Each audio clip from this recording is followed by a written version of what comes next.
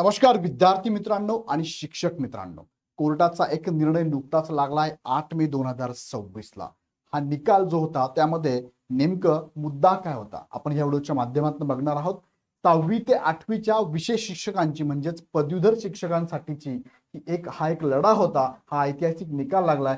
पदवीधर वेतन श्रेणीवरती हा निकाल आधारित होता। सो शिक्षकांची मागणी काय होती नेमकी आपण पुढे बघूया। सो या खटल्यातील 4 सर्वात महत्त्वाच्या प्रश्नांची उत्तर आपण या व्हिडिओच्या माध्यमातून घेणार आहोत। हा कोर्टाचा निकाल आहे, तुम्ही स्कॅन पण करू शकता आणि डायरेक्ट बघू पण शकता। हा जो निकाल आहे हा बरेच सारे शिक्षकांनी कोर्टामध्ये याचिका टाकली होती। बरेचसे मी थोडेच दाखवले तुम्हाला। इथे नागपूर खंडपीठामध्ये ही कोर्ट याचिका चालू होती आणि तुम्हाला मी पुढे दाखवली डेट दाखवण्यासाठी। हा फक्त मुद्दा इथे दाखवलाय बघा, 8/5/2026 ला याचं जजमेंट देण्यात आलेलं आहे।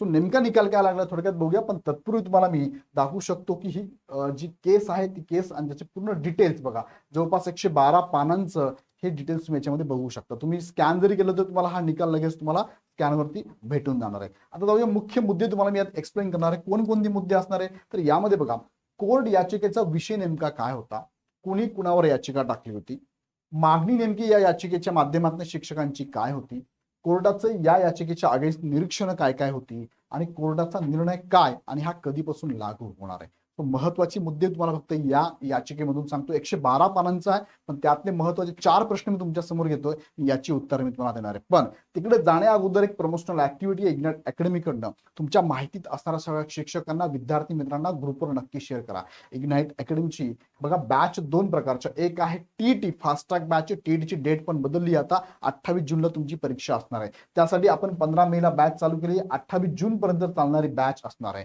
ज्या बॅच मध्ये जुन्या विद्यार्थ्यांना 50% ऑफ आहे, नवीन विद्यार्थ्यांना फक्त 800 रुपयात बॅच आहे। ही फास्ट ट्रॅक बॅच याच्यासाठी की टू द पॉइंट शिकवलं जाणार, एक्झाम ओरिएंटेड शिकवलं जाणार आहे, बेसिक आणि कन्सेप्ट यामध्ये नसणार आहे। सो तुम्हाला आवश्यकता असेल तर नक्की जॉईन करा। अशाच मुलांसाठी ही बॅच आहे, ज्यांचा अभ्यास झाला त्यांना रिव्हिजन पाहिजे असेल फास्ट सुपर फास्ट, तर त्यांच्यासाठी पण ही बॅच अवेलेबल आहे। ह्या बॅच मध्ये सुद्धा तुम्हाला हे सगळे फीचर बघायला मिळतील। दुसरा महत्त्वाचा मुद्दा, तुम्हाला सीडीचे फॉर्म सुटलेले आहेत। फॉर्म भरायची लास्ट डेट 10 जून आहे, पण एक्झामची डेट 7 सप्टेंबर आली। 4 महिने अवकाश आहे। ह्या 4 महिन्यांसाठी तयारीसाठी तुम्हाला 6 महिन्याची व्हॅलिडिटी असणारी बॅच आम्ही अवेलेबल केली आहे। Free live plus record batch आहे। जुन्या विद्यार्थ्यांना 50% ऑफ आहे, 18 मे पासून चालू होते। यामध्ये प्रत्येक विषय शिक्षक तुम्हाला शिकवताना इंग्रजी आणि हिंदी माध्यम मध्ये शिकवणार आहे, कारण एक्झामचा पेपर हा इंग्रजी हिंदी मध्ये असणार आहे। बाकीचे फीचर्स पण तुम्ही इथे बघू शकता। बॅच जॉईन करण्यासाठी खाली डिस्क्रिप्शन मध्ये लिंक दिली, ऍप डाउनलोड करा आणि डायरेक्ट बॅच जॉईन करा। आता जाऊया महत्त्वाच्या प्रश्नाकडे। पहिला प्रश्न आहे की केसचा विषय काय आणि कोणी कुणावर टाकली होती ही याचिका। बघा मुख्य विषय काय,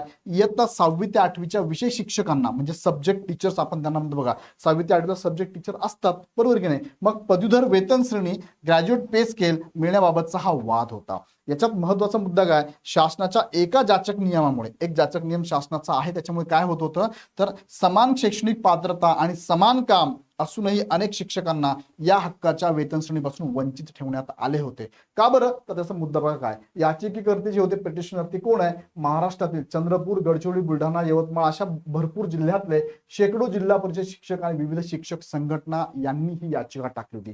कुणाच्या अगेन्स्ट टाकली, प्रतिवादी रिस्पॉन्डंट होते बघा, महाराष्ट्र शासन शालेय शिक्षण व क्रीडा विभाग, वित्त विभाग, जिल्हा परिषदांचे मुख्य कार्यकारी अधिकारी, सीओ आणि शिक्षणाधिकारी यांच्या अगेन्स्ट ही केस टाकण्यात आली होती।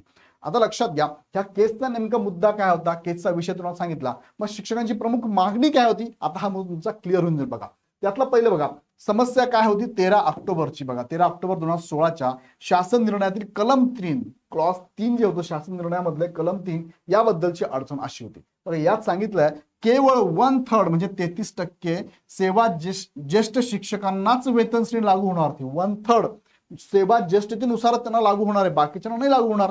बाकीचे उरलेले जे आहे 33% जर सोडले तर 66-67% उर्वरित 2/3 शिक्षकांना डावलले गेले। का तर हा नियम त्यांनी काढला होता, हा शासन निर्णय त्यांनी काढला होता, त्यानुसार यांनाच मिळेल, यांना मिळणार नाही। म्हणजे यांच्याकडे पद पात्रता असून सुद्धा यांना मिळत नव्हतं। म्हणजेच काय, समान पात्रता आहे, डीएड बीएड झालं त्यांचं आणि ग्रॅज्युएशन पण झालेलं आहे, असूनही अन्यायकारक भेदभाव हा होत होता। सेवा ज्येष्ठतेनुसार 1/3 लाच मिळेल, बाकीच्यांना नाही मिळणार। तुम्ही सेवा द्या, पुढे या, मग तुम्हाला मिळेल, असं त्यांचा निर्णय होता। पण मागणी कलम 3 तात्काळ रद्द करण्यासंदर्भात केली गेली। शिक्षकांनी मागणी केली, सर्व विषय शिक्षक समान काम करतात, इयत्ता 6वी ते 8वीला शिकवणं विषय शिक्षक, तर सर्वांची शैक्षणिक पात्रता पण समान आहे, काम पण समान आहे। मग आर्टिकल 3 तुमच्या समोरील बघा, त्यामुळे ज्येष्ठतेचा निकष न लावता समान काम समान वेतन equal pay for equal work या तत्वानुसार सर्व पात्र शिक्षकांना पदर वेतन श्रेणी लागू करण्यात यावी ही मागणी शिक्षकांची होती. आता यामध्ये कोर्टाने निरीक्षण काय नोंदवली त्यातला पहिलं बघा, आरटी कायद्याचा असा भेदभाव नाही. आरटी कायदा त्यांनी इथे सांगितलाय. पहिलं निरीक्षण त्यांचं, शिक्षण हक्क कायदा ज्याला आपण आरटी ऍक्ट म्हणतो, राईट टू एज्युकेशन, शिक्षकांमध्ये 1/3 असा कोणताही भेदभाव किंवा प्रमाण नमूद केलेले नाही. शासनाने स्वतःहून हा कृत्रिम नियम बनवलेला आहे. अर्थात हा नियम काय आहे, शासन निर्णय आहे, शासनाने बनवला ना, शासन निर्णय आहे. सो आरटी मध्ये असं काही सांगितलेलं नाही असं कोर्टाचं निरीक्षण होतं. दुसरा मुद्दा, कलम 14चे स्पष्ट उल्लंघन केल्याचं दिसलं निरीक्षण बघा.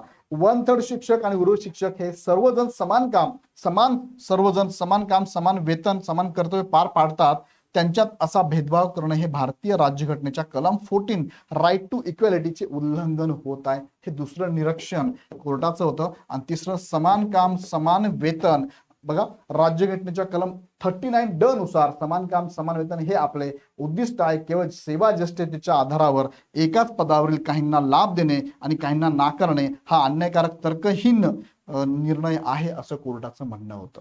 आता हे तिन्ही मुद्दे हे शिक्षकांच्या बाजूने कोर्टाने निरीक्षण नोंदवली आणि मग कोर्टाने जो निर्णय दिला तो निर्णय असा आहे, अंतिम निकाल, कलम 3 बेकायदेशीर ठरवून, बघा त्या आर्टिकल मधलं कलम 3 बेकायदेशीर ठरवून उच्च न्यायालयाने 13 ऑक्टोबर 2016च्या शासन निर्णयातील कलम 3 असंविधानिक ठरवले असून सर्व पात्र याचिकांकर्त्या शिक्षकांना पदवीधर वेतन श्रेणी देण्याचे स्पष्ट आदेश दिले आहे.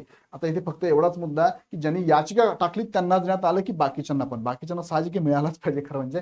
चला पुढचा नियम काय त्यांनी, जे शिक्षक नियुक्तीच्या वेळीच पदवीधर होते पण त्यांनी सांगितलं त्या 13 ऑक्टोबरच्या GR नुसार की आम्ही सेवा ज्येष्ठतेनुसार 1/3 शिक्षकांना देणार. पण आता कोर्टाने सांगितलं नियुक्तीच्या वेळी जर ते पदवीधर होते ना, जॉईन झाले तेव्हा त्यांना नियुक्तीच्या तारखेपासूनच फ्रॉम डेट ऑफ अपॉइंटमेंट वेतन श्रेणी लागू होईल. मग आता ते 10 वर्षापूर्वी असू द्या, 15 असू द्या, 20 वर्षापूर्वी असू द्या, त्यांना लागू होईल. आणि दुसरा नियम अजून चांगला त्यांनी सांगितलाय की ज्या शिक्षकांनी नोकरीत लागल्यानंतर पदवी पूर्ण केली असेल, नोकरीत लागल्यानंतर DED प्लस 12 लागून गेले असेल ते, नंतर पदवी कंप्लीट केली असेल तर त्यांच्या बाबतीत त्यांनी काय सांगितलंय, तर त्यांना पदवी प्राप्त केल्या तारखेपासून क्वालिटी वेतन श्रेणी लागू होईल. आणि त्यात अजून एक मुद्दा, मग ज्यांची बाकी आहे, पेंडिंग आहे, त्यांच्या बाबतीत काय, तर थकबाकी बघा देण्याचे आदेश दिले. सर्व संबंधित शिक्षकांना त्यांच्या हक्काची थकबाकी या न्यायालयाच्या आदेशाच्या तारखेपासून 8 आठवड्याच्या आत देण्याचे निर्देश जिल्हा परिषदांना देण्यात आले आहेत. सो शिक्षकांसाठी आनंदाची बातमी.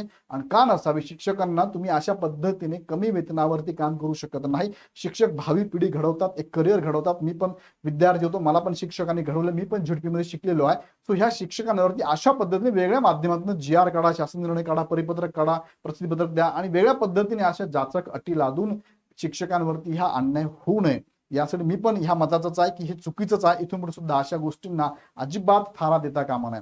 सो विद्यार्थी मित्रांनो आणि शिक्षकांनो, याबद्दल तुम्हाला काय वाटतं मला कमेंटमध्ये नक्की कळवा. पण हा निर्णय खूप चांगला शिक्षकांच्या बाजूने लागलाय. शिक्षकांना सगळ्यांचं अभिनंदन करतो मी. आणि तुम्हाला अशाच नवनवीन अपडेट बघण्यासाठी तुम्हाला हवे असेल, मिस करायचे नसेल तर हा चॅनल सबस्क्राईब करून बेल आयकॉन क्लिक करून ठेवा. कारण प्रत्येक गोष्टीची अपडेट तुम्हाला इथेच मिळणार आहे आणि साध्या सोप्या सरळ भाषेत मिळणार आहे. तुम्हाला कळलं का मी काय सांगितलं, मला कमेंटमध्ये कळवा. हा 112 पानांचा जर तुम्ही कोर्टाचा निर्णय वाचला असता तर लवकर कळलं नसतं, पण सोप्या भाषेत तुम्हाला मी एक्सप्लेन केला. परत एकदा सांगतो, मला माझं सजेशन, माझी विनंती, तुमच्या माहितीत जेवढे शिक्षक असतील त्यांना नक्की कळवा की इग्नाइट अकॅडमीच्या प्लॅटफॉर्मवरती टीट जी फास्ट ट्रॅक बॅच चालू झाली आहे आणि सीडची बॅच पण चालू झाली आहे. सो परत एकदा व्हिडिओ आवडला तर लाईक करा, शेअर करा आणि पुढचे अपडेट बघण्यासाठी चॅनल सबस्क्राईब करून बेल आयकॉन क्लिक करा. पुन्हा व्हिडिओ आपण नेक्स्ट व्हिडिओमध्ये.